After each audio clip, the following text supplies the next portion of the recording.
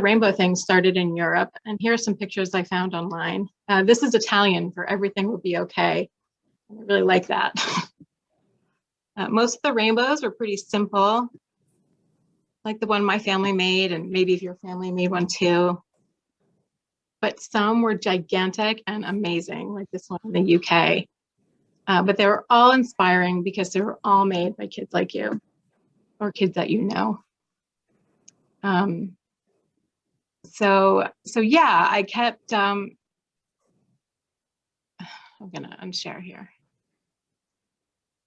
So I kept thinking about how brave and creative my kids were being and how brave and creative you all have been, and how even though we can't always be with our friends or our teachers or our grandma or grandpa, or maybe even a mom or a dad, we can still feel close to them if we try, because we have things that connect us, right? Like phones and iPads and windows and rainbows.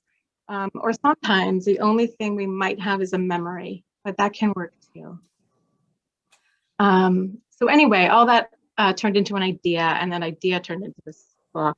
And here's where I'll take a breath and let Grant speak for a little while I set up the book for the reading.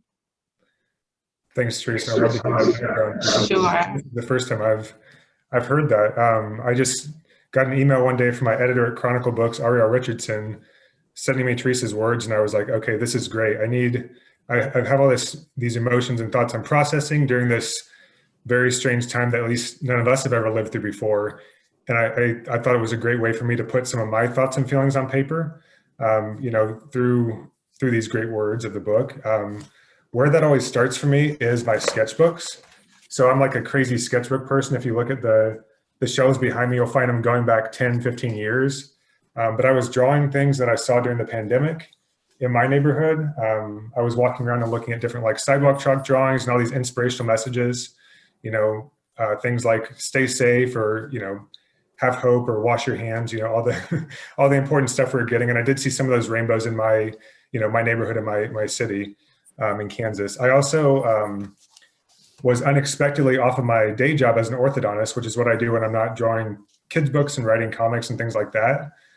So I started keeping a new sketchbook.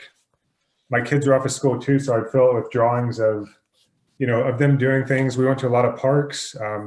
They played a lot outside, hit each other with sticks, chased each other through puddles. I think one park excursion, my 4-year-old fell in the water twice. Anyway, it was interesting, but I got a lot of good inspiration from nature and from just watching their energy and enthusiasm, that even during this difficult time, they were able to have fun and enjoy the outdoors, enjoy themselves. Occasionally I'd be drawing in my sketchbook, and one of my kids would steal my pen or pencil and ask to scribble on it. So you'll find on a lot of these pages, if I'm flipping through them, they have just like random scribbles or my kids' drawings that they filled in to get different gaps. And so the idea for the drawings in this book started to take form, and this is kind of what it looks like before it goes in the book. Just random scribbles on paper. But I knew I wanted to use all the different colors of the rainbow to make all the illustrations in this book.